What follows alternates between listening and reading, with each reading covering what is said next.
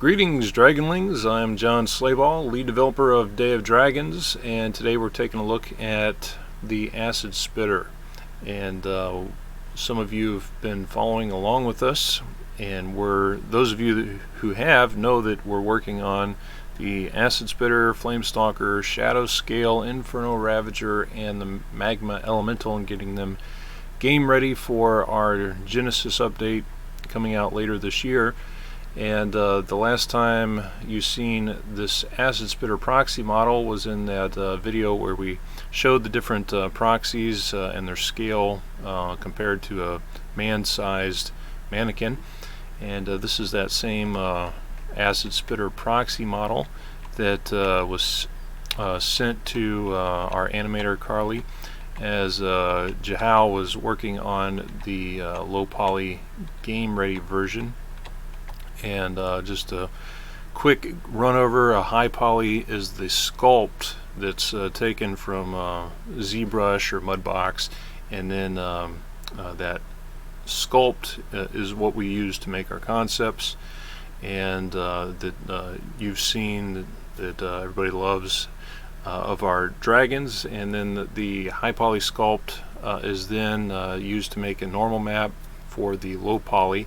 The low poly is an optimized version of the high poly for game engines, and that low poly is the model that you'll be controlling in the game and seeing as the Acid Spitter. And from that low poly is a proxy is generated, which is what this is right here. It's the proxy, and with the proxy Carly's able to make the skeleton and the rig, but she doesn't bind that to the proxy because the proxy is just a template. We're going to throw that away, and we want to bind the control rig to the actual low poly game ready Acid Spitter model, which is this right here. And you can look at this Acid Spitter low poly, and you can see that there's a huge difference between the proxy and the low poly. A lot more detail, it's a lot more polished, it's a lot smoother. And again, this is the proxy, and this is the low poly. Proxy is just a block out used for designing the skeleton, the rig. This is the actual low poly game ready Acid Spitter model that you're going to be seeing in the game. And you say, where's the detail? Well, that'll come from the normal map that was generated from the high poly ZBrush sculpt. And you say, well, this is cool, but we want to see animations. Everybody wants to see animations.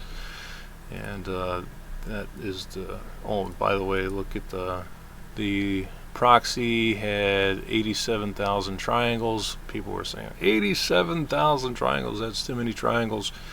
Well, our very talented model artist and sculptor Jahal was able to get an optimized 26,000 triangle low poly model for our Acid Spitter, so no worries about it running on your computer or having too many of them in one area. And let's see, this here, this is the let me pull it up here.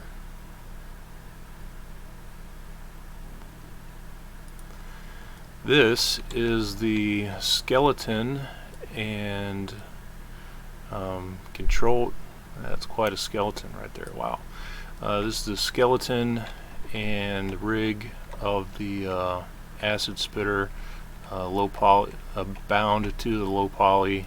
Don't worry about his eyes and his tongue and his teeth are missing in here, but this is the actual skeleton and rig for the Acid Spitter, and this is what controls everything. It controls the animation cycles. And speaking of animation cycles, we went ahead and we have a range of motion test animation cycle here. This is just a test just to check the weights and the range of motion control rig. As you can see, it looks pretty cool with the skeleton. You see how you got the root down here, and all the different bones moving, and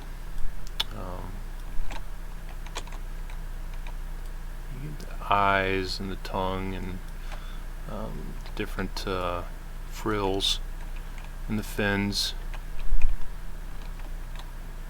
And that's just a test animation cycle, just to check range of motion. And let's look at it without the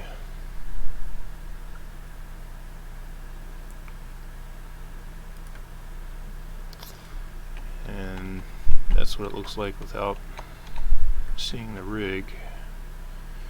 Once again, this is just a test animation cycle, just want to make sure that the tail doesn't swing too far to the right or too far to the left, and you can look and see the full range of motion on the toes and how they can curl up like that. And but this is just a test, just to check the control rig and full range of motion. You can see the frills on the face, that they move, the fins on the back, they move, and tail wagging back and forth.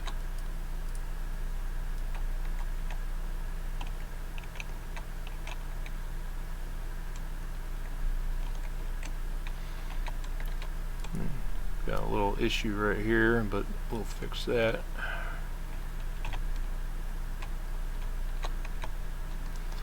And this is the very first time we're showing off animations, even though this is a test animation. That's one of the cool things about being a Kickstarter or being a part of early access. This is what early access is supposed to be, where you partake in the early development of a game, and through your feedback and support, you get to help and watch the game evolve from concept to completion. And that's the beauty of early access. A lot of game studios, they stay in early access, and they treat early access a lot differently. But Day of Dragons early access is what it's supposed to be. You get to watch the game develop from concept to completion. And this guy here, the Acid Spitter, will be playable in our Genesis update coming out later this year, along with the Shadow Scale, Inferno Ravager, Flame Stalker, Magma Elemental. Am I missing one? Inferno, Flame, Shadow, Acid, Magma. Those 5. Isn't it he beautiful? He's beautiful. I think he's beautiful. The rig is amazing. Carly and Vitalia did an outstanding job. Vitalia, aka Dana, she is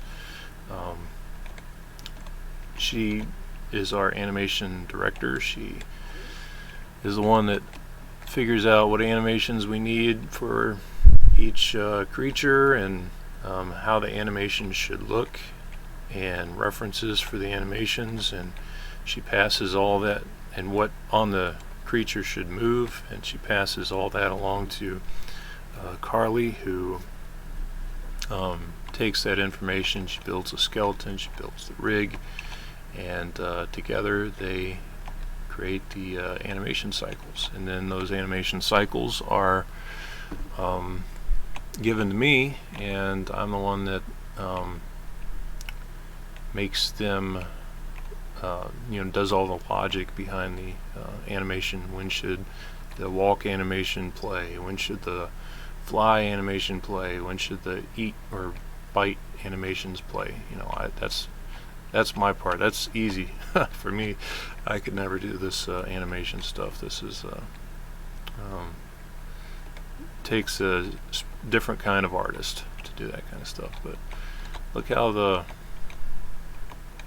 the fins are attached to these bones, and how they move back and forth as the all through the control rig, and the hip bones and the tail bones and all these different bones.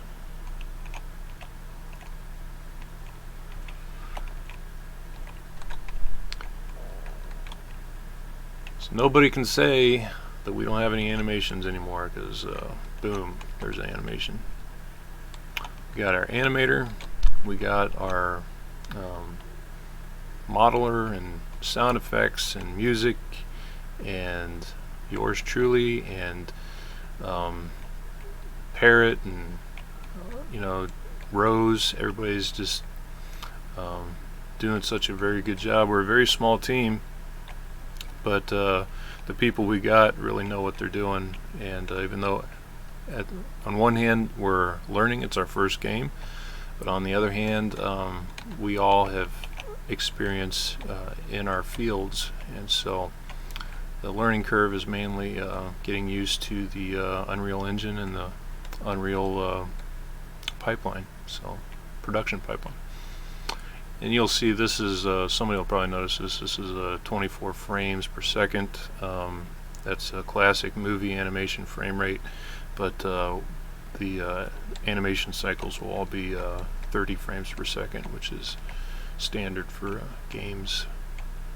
This is just a test animation. So, well, thank you for your time. Thank you for watching. We hope you're excited as we are about the upcoming Genesis update for Day of Dragons coming out later this year, when promises will be fulfilled, dreams will be made, and lots of good times will be had. We'll see you in the next one.